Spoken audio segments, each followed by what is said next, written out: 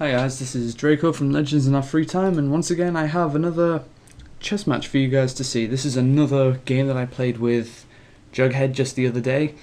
This time I played the white pieces, he played the black, so I guess white I think always has a slight advantage in chess, so after his game with white I took a turn with white, so let's see how we begin. I first begin with pawn e4, which, like I've said, it's my favourite opening move to play, playing the king's pawn. He moves e6, so he's also moving his king's pawn, but only moving it down one square, and this is the first move of the French defence opening, so I was thinking that he was actually going to use the French defence against me here, which worried me a little since I hate playing the French defence. I play the natural next move, d4, to keep seizing control of the centre, and the next move in the book theory of the French defence from here is that he would play d5, so that he would move his queen's pawn down to invite my king's pawn to attack and then recapture with his own king's pawn, so that we'd basically just end up with a couple of queen pawns. But he doesn't do that, he moves his b pawn to b6, so clearly he wasn't going for the French defence, he wasn't going for a particular opening, so whatever. Move my knight out to f3 just to add a little bit of security to the centre and to my d pawn. He moves bishop a6, so he's quickly putting a threat to my bishop. He noted after the first match, and when wanting to play a second one, that he noticed that I gained the initiative and started an attack very quickly, so this is obviously what he was trying to do here. He was trying to one-up me in terms of getting an early attack in, so that's obviously his plan here, except it's fairly easy to block in that I can just play c4, which simultaneously blocks the bishop and gives me even greater control over the centre. And from this position, within a couple of moves, I can actually turn my position into a fairly standard King's Indian defence position, in that the three central pawns are extended, and then I can move my knight on b up to c3, which at that point is a textbook King's Indian defence position from white. He moves his dark square bishop down to b4, giving check immediately, so again he's still trying a very aggressive attack, possibly a premature attack, but maybe, I don't know. So I move my knight up to block again, moving more into the King's Indian position, with the knights in central and the pawns having a very strong central position. Plus, obviously, it's blocking the bishop off at the same time, and it can't safely capture due to my b pawn recapturing. So he moves his bishop back after that doesn't work, which effectively loses him a tempo, since it's not a good idea generally to move a piece into an attacking position and then move it back after something doesn't work, because you've essentially lost a turn doing that and given your opponent a free turn to develop one of his pieces, which is what happened here. Possibly a miscalculation here on my part. I played g3 with the intention of fianchettoing my bishop, putting it on g2 where the pawn was, giving it access to the long diagonal, targeting the rook like I did in the first game, but in retrospect this probably wasn't the best thing to do. There was a much better combination that I can see now, and he makes possible within the next couple of moves, with I should have instead just played my bishop to e2 straight above the king. Then, depending on what his next moves are, I can then play knight to e5 above my central pawn, threatening a central attack, but then when my bishop then moves to h5, which the knight is moved out of the way of, I am free then to move my knight up and capture on e7, because his king cannot recapture due to my bishop guarding the knight square, and then I essentially win. I'm also at the same time forking his queen and his rook. Obviously he's going to protect the queen and he'll lose the rook, so that was a potentially threatening attack. Plus, of course, moving the knight means that my bishop then automatically gains check and he has to move. So it's a very strong attack that I could have used, but it doesn't really happen because I didn't see it, so that was a mistake on my part. He develops his knight. Moves it to the rim though, which perhaps isn't the best use of the knight's space. As you can see, I'm trying to move my knights into the center rather than against the rim, and there is a chess proverb that says knights on the rim are dim, which is pretty good, and it makes sense because knights in the center have more room to maneuver, they can threaten more squares at the same time, whereas knights on the rim are generally restricted in terms of movement and squares that they control. So try to avoid that if possible, unless it's part of a solid strategy, guys. Again, I keep on with my bishop going over to g2, so I'm threatening the long diagonal. c5, so he's thrusting forward and trying to open up the center a little bit. I don't particularly mind the threat too much, considering my knight and my queen are guarding that square, but having a strong pawn center is always a very favourable position to have. I further solidify that defence with bishop e3, developing my last bishop, so I've got all my minor pieces in play now, and he does so on the next turn as well with bringing his last knight out, but I have a nice strong central position. Oh no, sorry, it's his g-knight that he moves, so his second knight still is undeveloped, but he is moving his knight into a pretty uncomfortable position for me, given how close everything's getting. At this point, I think this was another mistake on my part. D captures c5. This definitely was not the best option for me, since he has a couple of options for recapturing with the pawn and the bishop, plus it ruins my pawn structure in the center. In retrospect, I don't know why I did that. I mean, it's really not good to have two pawns on the same file like they are on the c file, because they can't complement each other at all. It's far better to have pawns in a solid line or in a diagonal line so that they can support one another.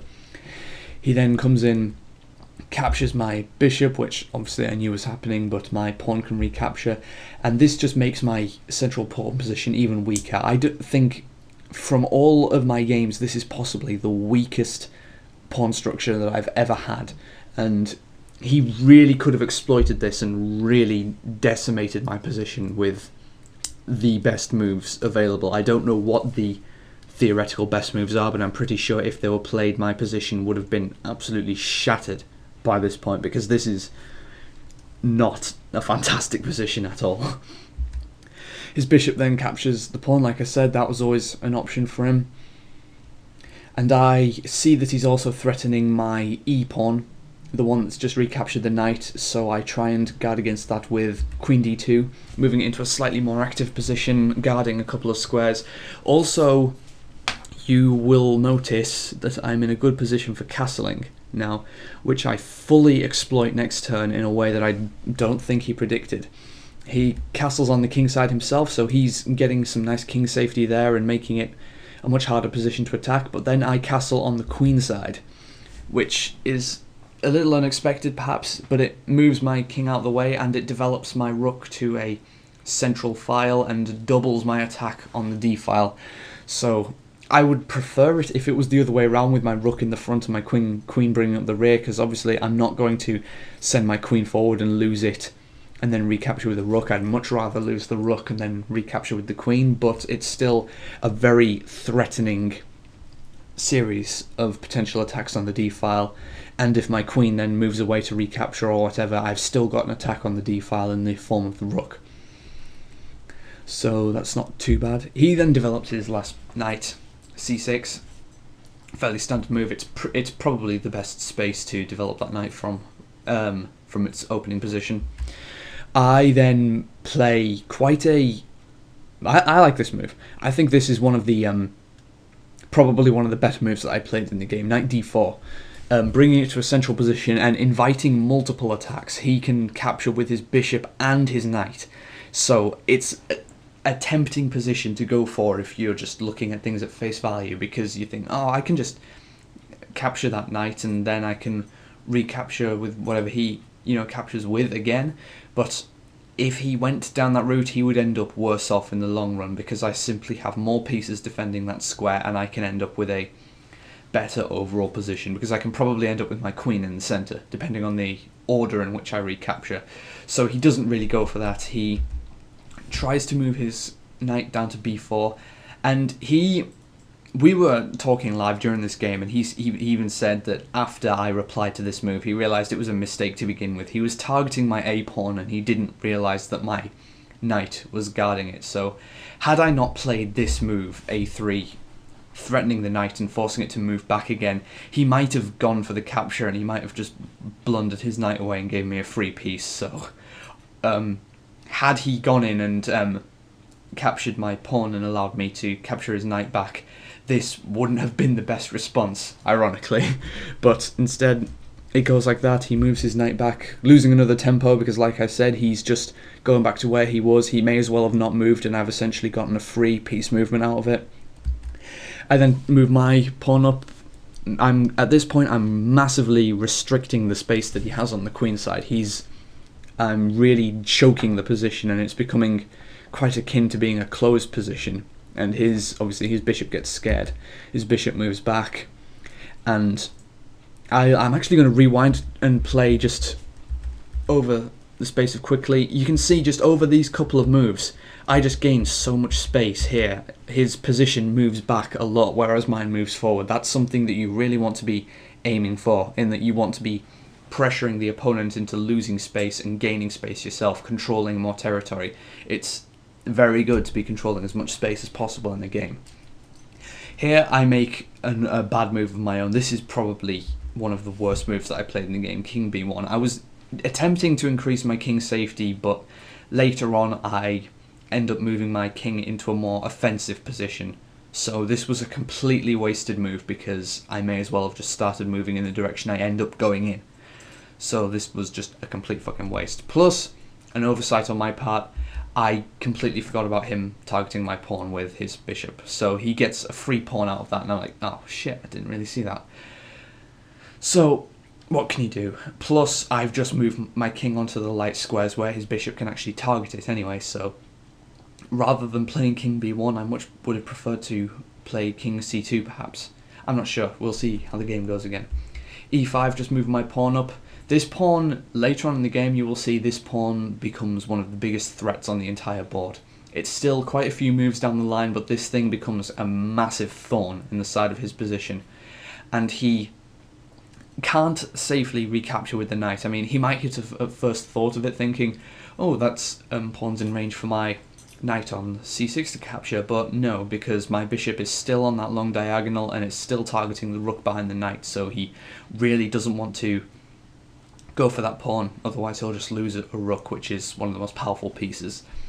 So that he doesn't go for. He instead moves his a pawn down, and he's clearly trying to open up the queen side. I can't really blame him since my king's defense is extremely poor, and if he was able to take out the pawns and the knight and the general defense that I have on the queen side, I would have very little to work with in terms of keeping my king safe. It's at this point that I think I need to really start an attack of my own rather than building tension in the position, because otherwise I'm possibly going to get swamped by his offensive efforts. So I choose to really open up the center with knight captures c6.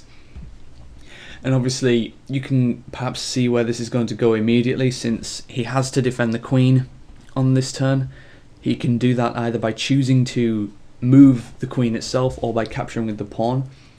He chooses to capture with the pawn, so his pawn structure on the queen side is still quite strong, but I get to come in and exchange queens myself. It's not like he's losing the queen, since he just recaptures immediately, but a queen exchange is always quite a pivotal part of a game, since the queen is a massive attacking force on its own, and once both of them are off the board, it's generally a bit harder to deliver some strategies overall. This resolves the tension, of course, with my bishop targeting the rook in the corner, but at the same time, I'm still targeting the c-pawn, which I then go for immediately. I may as well reclaim that free pawn he got with his bishop down there. Rook moves down to d3, and from here, the game becomes rather one-sided. This move itself wasn't a mistake, I don't think. Well, it may have been a positional mistake, since he can't really go anywhere from here after my next move, king c2. He can't capture the knight. He can't really go anywhere that's safe, really. His best position, his best move from this position is to capture my pawn, which again he does. These are all logical progressions. except now my rook comes and threatens, and from here his rook is completely trapped. There is no square on the board that the rook can access, that it can go to, where it can escape from being captured. All horizontals are guarded by one piece or another, and again all verticals are either. In this position, the best thing that he could have done here, the best move that was available for him, was just to capture my rook on e1, because if you're going to lose a piece, the way that you make the most out of it is gaining as much material as you can at the same time, and in that case that's capturing a rook, which is worth 5 points. He doesn't do that though, and makes unfortunately what can only be called a fatal blunder. Moves his rook to f3, completely overlooking the fact that my bishop was guarding that diagonal, and he simply loses the rook. And I think at this point the game is pretty much sewn up. It's a resignable position from here because he's down in material. He hasn't got a fantastic position. His bishops aren't particularly active or helping, and I've got a really strong central presence with my rooks. If this were like a league game or whatever, playing in a tournament, I would consider this a resignable position. If I were in his position, I would consider just forfeiting at this point, but play continues since, you know, we're just having fun. So A captures B, A captures B, simplifying the queenside position. Then bishop captures the pawn, so he's got a couple of nice bishops on the queenside, but unfortunately they do absolutely nothing. They look threatening, but of course from the position they're not supporting each other, as in if I capture one, the other can't do anything about it. Plus, the way the position progresses from here now, his bishops aren't in a position to do anything offensively, and they end up just being defensive pieces. Rook e4 is threatening something nasty, which I don't think he sees immediately here, since he moves his rook to defend on c8. He was probably thinking that I was targeting his bishop, since of course I can just do a rook battery of claiming the first bishop, then forcing the second one to move. Otherwise I just capture that instead, but that's not what I'm going for at all. Instead I'm going for rook ed4, and take a look at this position. Just pause the video here for a second, look at the position and see how you think the next couple of moves can go here. With the right play, I can get checkmate in another 2 moves. If he makes the wrong moves here, I can get checkmate with rook moves up to d8, then his next move is forced, he has to recapture with the rook to avoid check, and then I simply move in with my second rook, capturing the rook, delivering check again, and his king is trapped on the back row, and that is mate instantly. So he wisely, in this position, he sees the danger in that, and he makes efforts to block it with bishop d5, so he staves that off for another few turns, and at the same time he's also threatening my bishop, which I meet very effectively with rook 1 d3. So at this point we were taking quite a while to look at our moves, but he was saying how he really had no options at this point. There was nothing really that could be done with black's position at this point. However, I tend to disagree slightly. In terms of keeping his king safe, there is an extremely viable move in here, in the form of moving one of his kingside pawns. He could move either g6 or h6, moving his 2 furthest to the right pawns, and that simply would have resolved the tension immediately of my central attack threatening a back row mate, since then his king would have an escape route. But the way the game goes now is that he didn't consider that an option really. So he moves guarding the centre more, and I decide to just simplify things a bit more. Bishop d5. Bishop e7, which, I mean, it is guarding the square that I will attempt to be delivering checkmate on, but I'm thinking perhaps he could have recaptured my rook, my bishop, sorry, with the pawn. And it's just a little bit more of a threat, but whatever. King b3. At this point, I would start moving the king now because I'm fine with my position being like it is now, and I don't really want to take any unnecessary risks. So this is more of a waiting move, plus I'm moving my king closer to the action anyway, since the king in the late game is quite an effective attacking piece. He could have stopped my king's advance completely here by playing b5, Since then, I couldn't have moved to the dark square above because the bishop's guarding it, and of course I can't move to the light squares because the pawn's guarding those. So that would have completely stopped off my king's advance in this position. But instead, now he captures the bishop, I capture the pawn. Of course, it's not safe to come in and recapture the rook since my knight's guarding. So again, that's not an option. So instead he plays rook e8, a little more passive position, but still guarding the king and the back row, so not a horrible move. Knight b5, planning to swing it across into a punishing position since my knight isn't doing too much, but his bishop's doing a whole lot, so I wouldn't mind trading them off. I wouldn't mind putting my knight on d6, then his bishop captures and my rook recaptures. I wouldn't mind that at all, because then I can still go for my back rank mate strategy, which again, at this point, like I've said, for the last few moves, he should have been considering moving one of the kingside pawns so that his king has a simple escape route, and then I would have had to change my entire plan since I knew my central attack wouldn't work at all. Instead, he moves his king closer, king f8, I guess thinking that he was going to obviously be guarding his rook and bishop at the same time, that if I come in and capture one of them, he can just recapture with his king, which isn't altogether too bad. Rook swings over to d6, getting a really nice central position in his outpost, in his half of the board. Rook threatens it with d8, but I find quite a novel move here in knight captures f7. Obviously, at this stage, there are a couple of obvious moves that he can make, but there is one move that he can make that would be a mistake, and that is to recapture the knight with the king. This would be a mistake because he would just instantly lose the rook. You know, he captures with the knight, and then I simply move up to the back row with the rook, and he's then down a rook. He still has a minor piece, but he's also down a rook, so I'm still slightly ahead in material. Instead, he opts for neither of these capturing strategies, and instead goes for rook e8, moving back to his original position. This is losing another tempo, because if we rewind a little, his last move was to move to that position anyway. So again, if we look here, all he's doing is essentially losing a turn and giving me a free turn to maneuver. I capitalize on his not capturing my knight very effectively by playing e6. I told you this pawn started being a bit of a bitch, and this is how it does it. It completely removes the option of even capturing the knight, since it's guarding it completely now, and this pawn just becomes extremely threatening in the next couple of moves. He plays bishop f6. Most of his moves, to be quite honest, they're just shuffling around at this point. There's not too much to be said about these moves. Knight e5 prepares to swing around and deliver rook again. Deliver check again on d7. I believe at this point what he should have done is recapture with his bishop. He should have just captured my knight with his bishop, then captured my pawn with his rook, because it's never ever good news when you've got a pawn that close to the end of the board and that close to being promoted, but it's not what happens. He moves his rook to e7. Again, I'm not entirely certain what this accomplishes, since I can still deliver check with the knight. He's now pretty much forced to recapture, to which I then capture with my pawn, and my pawn now is just,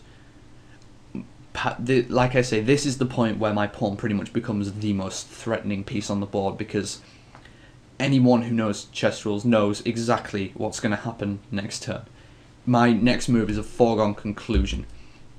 He completely wastes a move with bishop e7 there, and then I simply move my pawn up and promote to a queen, which completely forces the next move. He has to recapture with his bishop, to which it's a simple recapture with my rook, and at this point the game is completely lost for black, really. He's down 2 rooks. I mean, he's up 1 pawn, but he's down 2 whole rooks, so I'm up by 9 points. And I may as well pretty much fast forward through the moves here, since it's very straightforward at this point. We laughed about this check here because it's completely pointless, but we both laughed about it. And from here, play just continues in a very straightforward manner, with me just doing some simple, well, skipped a move there, with some simple king and rook endgame play. I waste a move there since I could have just moved my rook all the way in the first turn. Like you see, I spent 2 turns doing it for some reason. I don't know why I did that, but in any case, by this point he is just completely on his own, and then I just cart him around for the next couple of moves until checkmate. So another good game, Jughead. You're not a bad player. You just need to think about moves, and you really were threatening me and making me sweat a little in that game when we were building the central position. So I really would like to have more games with you. We could commentate some live games, and anyone else who wants to challenge me on chess.com as well, you can do that. My chess rating is currently 1533. I'm in a game currently with one of Ambi's friends, which I will commentate on when I'm done with that. So I will hopefully see a lot of you guys on chess sometime. So see you guys later.